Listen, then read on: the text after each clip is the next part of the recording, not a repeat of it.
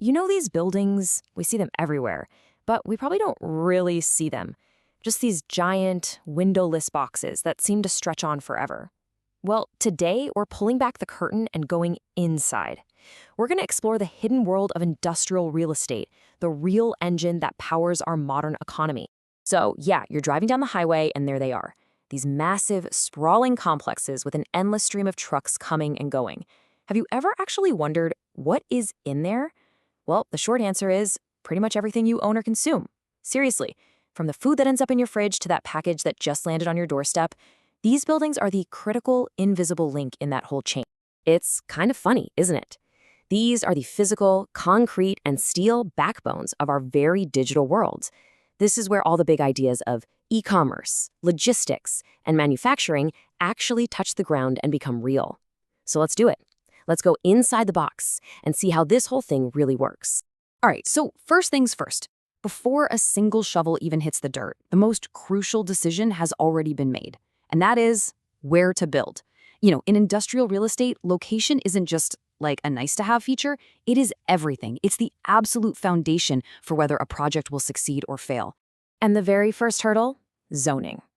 See, cities have really strict rule books about where you can and cannot build these kinds of facilities. I mean, it makes sense, right? You can't just plop a massive warehouse down in the middle of a quiet residential neighborhood. So these laws create dedicated industrial parks, making sure all that noise and the 24/7 truck traffic is kept far away from where people live. Okay, so once you've got the green light on zoning, the next word is connectivity. It's all about access. A prime location is basically at the center of a huge transportation web. You need super easy access to highways for all the trucks, you need to be near rail lines or ports for global trade, and you've got to be close to airports for that really valuable air freight. The rule is simple. Better connections mean a more valuable property, period. And I mean, you can really see the difference here, can't you? A prime spot is this perfect hub of infrastructure, everything flowing smoothly. A bad spot? It's basically an island. It just creates bottlenecks, drives up costs, and makes the whole operation a logistical nightmare. The takeaway here is so important. A building is only as good as the network it's plugged into. Okay, so we've locked in our location. Now what? What kind of building do we actually put there? Because, and this is key, not all industrial buildings are the same, not by a long shot. Let's take a little tour of the blueprints and see the different flavors, because each one is designed for a very specific job. Now, this is probably the one you think of first, the classic bulk warehouse. These things are everywhere, thanks to the absolute explosion in e-commerce. They're all about one thing, massive, massive scale. We're talking incredibly high ceilings, vast open floors, and just an army of loading docks. Their entire purpose is to get that stuff you ordered online to your door as fast as humanly possible. But then you get into the real specialists, like cold storage facilities. Think of these as giant, unbelievably high-tech refrigerators. They cost a fortune to build and run, but man, are they essential. We're talking about our food supply, our medical supplies. These buildings keep everything from fresh produce to life-saving vaccines at the exact right temperature. And this chart really drives home how diverse this world is. It's not just about those huge warehouses for the big logistics companies. You've got flex space, which is perfect for smaller businesses that need a little bit of office and a little bit of warehouse. And then you have these super specialized R&D facilities for tech companies and life science firms. Each one is a crucial piece of a different economic puzzle. All right, so we've got our spot, we've got our building type. Now for the fun part. Let's step inside and see how these places are engineered to be these incredibly efficient, fine-tuned machines. A modern warehouse is really like watching a masterclass in choreography. Every single second counts. The moment a truck backs into that dock, a clock starts ticking. Goods get unloaded, they're moved by cranes or conveyor belts, and then they're put away into these hyper-organized storage systems. The entire layout is obsessed with one thing, eliminating any wasted movement and just maximizing speed. And to power all of this machinery, you need a staggering amount of electricity. To put it in perspective, your house probably uses what's called a 200 amp service. Well, a heavy manufacturing facility can pull over 4,000 amps. That's literally enough juice to power a whole neighborhood, all concentrated in one single building. It's wild. Now, all this focus on efficiency, it's not just about saving a little money here and there.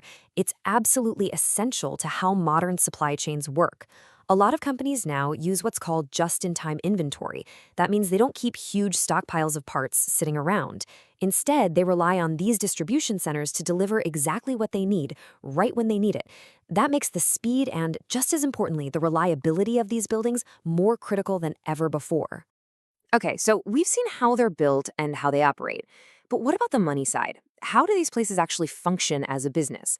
Let's peel back the curtain and look at the financial engine that drives this entire sector. One of the most important ideas to understand here is something called a net lease. So think about when you rent an apartment. Your landlord usually pays for stuff like property taxes and big repairs, right? Well, with a net lease, it's flipped. The tenant pays for all of that. And for an investor, this is the holy grail. It takes a ton of risk off their plate and creates this really stable, predictable stream of income. So how do you take the temperature of the market? One of the easiest ways is to look at the vacancy rate. It's simple. How many buildings are just sitting empty? If the vacancy rate is super low, it's a landlord's market. They can pretty much name their price. But if vacancy is high, the power shifts to the tenants. They have more options and a lot more room to negotiate. It's classic supply and demand, really. So when you boil it all down, these big boxes are so much more than just concrete and steel. They're actually high-performing financial assets. They're the absolute critical infrastructure of our global supply chain, and they generate steady, reliable income for investors all around the globe. So we've covered how they're designed and how they work as a business. But believe me, this industry is not standing still, not for a second. So for our last section, let's take a peek into the future of the warehouse. Okay, let's do a quick recap of our journey today. We started with the absolute foundation. Location is everything. Then we looked at the different blueprints and all the different types of industrial buildings. After that, we stepped inside to see the incredible machinery of motion that makes them tick. And finally, we looked at the business side and how these buildings function as major financial assets. And that brings us right here to the future. I mean, with robotics, AI, and our nonstop demand for things to arrive faster and faster, the warehouse is changing at a breathtaking pace. So I'll leave you with this question. What will the next generation of these hidden engines actually look like? What will they be capable of?